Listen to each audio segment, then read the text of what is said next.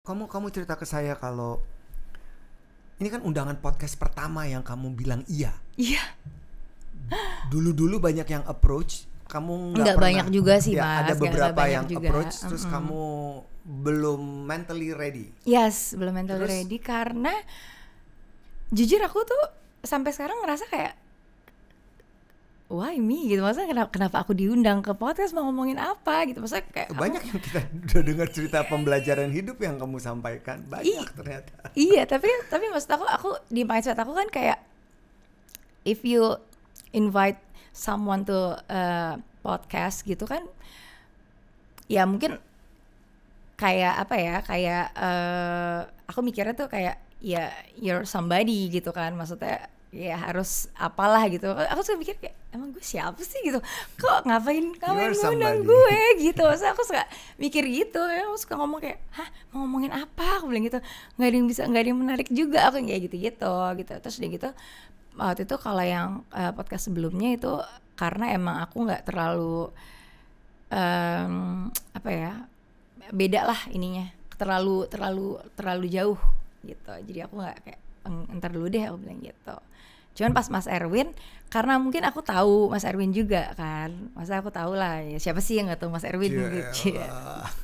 Iyalah, maksudnya udah senior banget gitu di ini. Terus udah gitu apa namanya, tahu dalam profesional juga, terus tahu juga dalam kayak udah sering bukan sering, maksudnya beberapa kali ketemu, atau tapi Mas Erwin pasti nggak mungkin nggak ada aku, cuman ya itu masih ada pertemanan yang samanya juga gitu. Yeah, dan waktu circle kita beririsan. Ternyata saya juga baru tahu.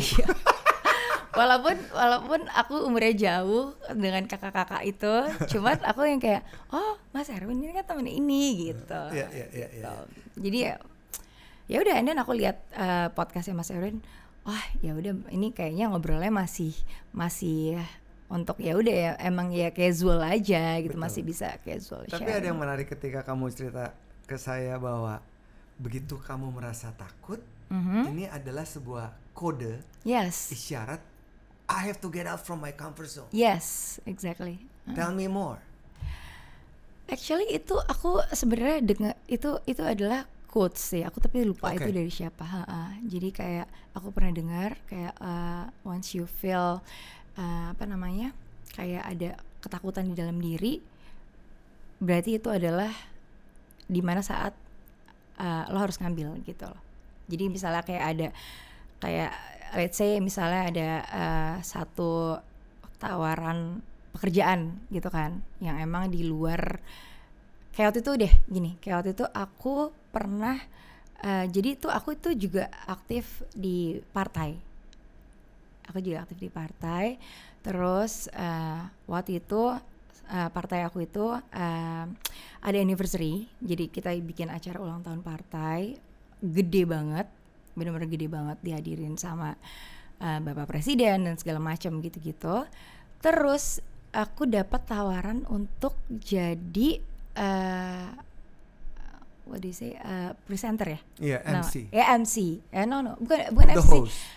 Iya, presenter, cuman yang di studionya. Jadi kayak presenter, yes. Ya presenter untuk yang kayak news presenter. Yes, untuk kayak live, ya untuk live report gitu, gimana gini. Dan dipasanginnya itu sama Papa Jeffrey Waruntu. Terus aku yang kayak, satu reaksi aku begitu ditawarin kayak, gue jadi presenter, gue nggak pernah aku kayak gitu, gue ngomong apa gitu. Dan itu live Mas, itu live di dan YouTube. Jeffrey Waruntu, maaf saya potong, Jeffrey Waruntu adalah salah satu host televisi pertama di televisi swasta Indonesia. Exactly. Terus dipasanginnya sama aku itu lagi, makanya aku tanya lagi, why me gitu, maksudnya kenapa harus gue gitu kan. Terus dia gitu, udahlah akhirnya ada yang pokoknya dari salah satu struktur partainya ngomong kayak, ya udah nih nggak bisa, emang ditawarinnya lo gitu kan, maksudnya dari atasnya gitu kan, minta lo, udah deh, iya gitu, apa namanya, bisa nggak gitu. Nah di situ pertama kali aku kayak, oh my god gitu, ini live dan itu acaranya tuh bukan acara kayak ngobrol halo gitu itu ini nonton ada Bapak Jokowi, ada ketua partai, ada menteri, ada ini ada itu segala macam. Kalau aku salah ngomong habislah sudah riwayatku gitu kan, habislah sudah kayak udahlah gitulah dan gitu kan. Terus akhirnya dan pada saat aku menerima itu juga di situ aku baru bergabung di partai itu tuh sekitar belum nyampe 2 tahun waktu itu, belum nyampe 2 tahun. So they trust you. Iya, nah itu juga aku bingung. Itu juga aku bingung. Ya udah, akhirnya aku mengiyakan ya itu. Jadi aku ingat ya udahlah, maksudnya aku ingat quotes dari itu. Gara-gara itu. Iya, aku ingat quotes itu. Iya, ingat quotes itu karena mungkin ya apa ya, gimana ya?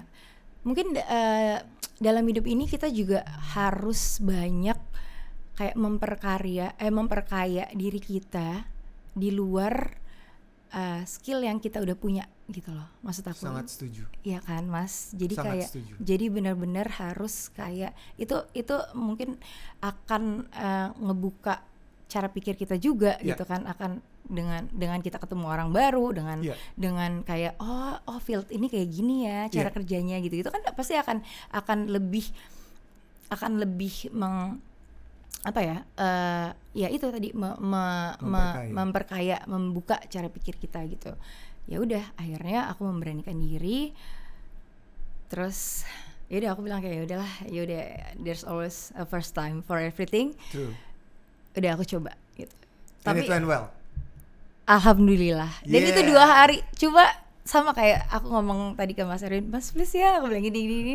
Aku juga ngomong ke Papa Jeff. Tapi, nah untungnya aku sama Papa Jeff itu udah kenal sebelumnya. Jadi gampang. Iya, jadi anaknya tuh teman aku. Jadi yang udah mana? Nadine. Nah, walaupun umurnya di bawah aku, juga kita jadi kayak kakak-kakak adik-adikan gitu. Jadi pernah, jadi udah sempet beberapa kali ketemu kalau setiap kayak ulang tahunnya Nadine gitu, pasti ada Mama Uta, ada Papa Jeff gitu-gitu kan, sering banget gitu. Jadi makanya udah kenal.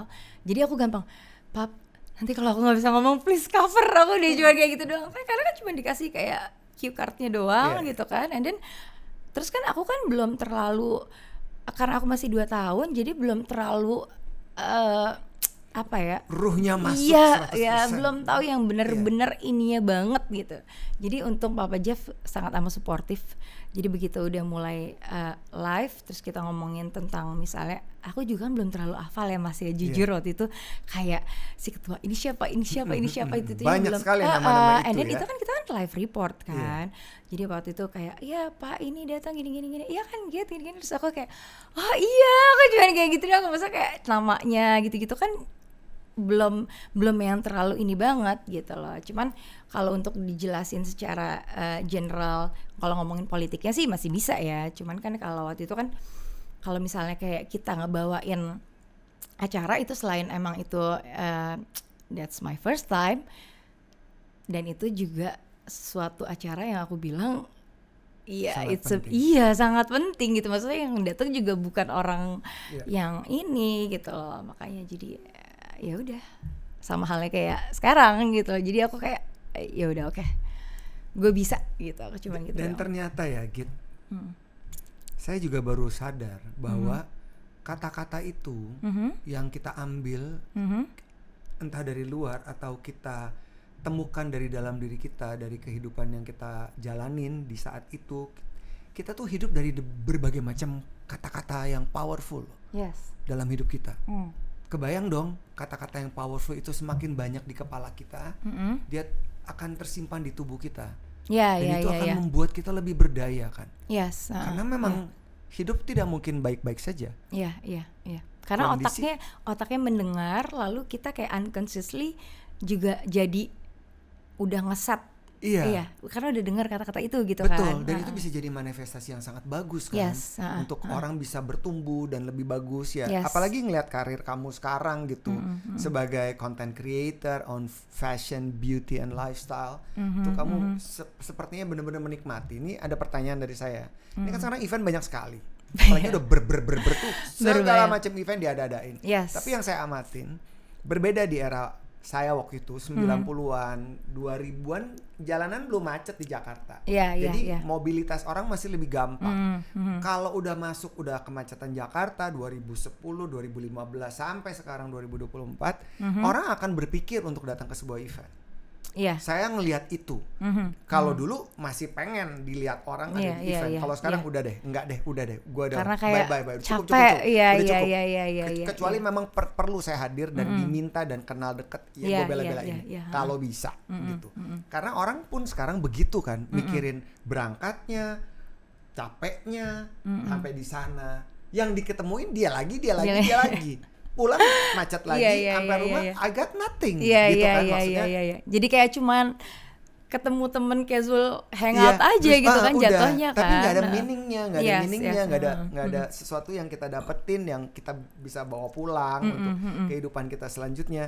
Nah kalau kamu nih dari kacamata kamu ya sebagai seorang content creator melihat sebuah event di Jakarta saat ini kan kamu abis ini akan datang ke sebuah event. Apa sih yang ada di dalam pikiran-pikiran kamu sebagai content creator? So this event will be the next fashion show event. Misalnya gitu, kan nanti gitu ya. Ini ada event fashion show, it's a fashion and beauty too, as well as lifestyle.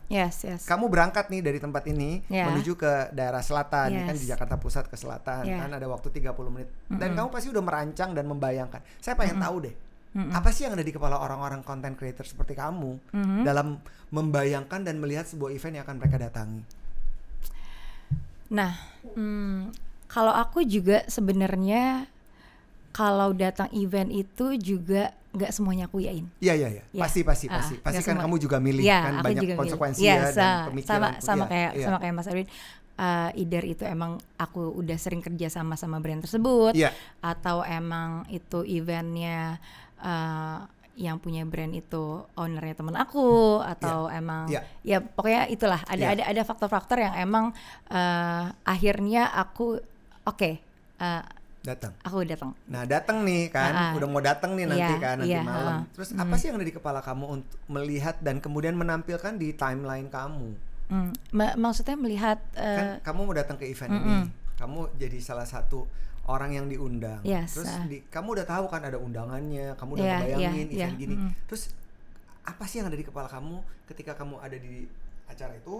Terus kamu kemudian akan membawa pulang dan menaruh di feed kamu atau di Instastory kamu atau dimanapun platform sosial media kamu. Perencanaan seperti apa sih yang pop up di kepala kamu? Ada nggak sih? Saya penasaran soalnya.